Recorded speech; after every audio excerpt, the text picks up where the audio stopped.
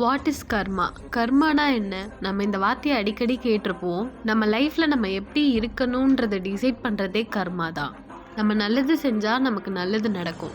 நம்ம கெட்டது செஞ்சா நமக்கு கெட்டது மட்டும்தான் நடக்கும். அதனால தான் சொல்லுவாங்க கர்மா இஸ் பூமரங். இந்த கர்மா நமக்கு நல்லபடியா இருக்கணுன்றதுக்காக தான் அந்த காலத்துல இருக்க முன்னோர்கள் நமக்கு நிறைய வழிமுறைகளை அன்றாட வாழ்வில் நம்ம டெய்லி செய்யும்படி சொல்லி கொடுத்துருக்காங்க. அதுல சிலவற்றை நான் இப்போ உங்களுக்கு சொல்றேன். பச்சரிசியால கோலம் போடுறது, இது அழகுக்காக பண்ணது கிடையாது.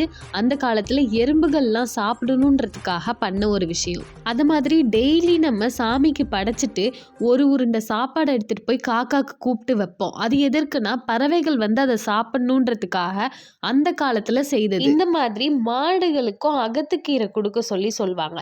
இது எதுவுமே மூட நம்பிக்கை கிடையாது. இந்த மாதிரி நம்ம டெய்லியும் செய்யறதுனால நல்ல கர்மா நமக்கு வேலை செய்யும். இதுதான் முன்னோர்கள் நமக்கு சொல்லிட்டு போயிருக்காங்க.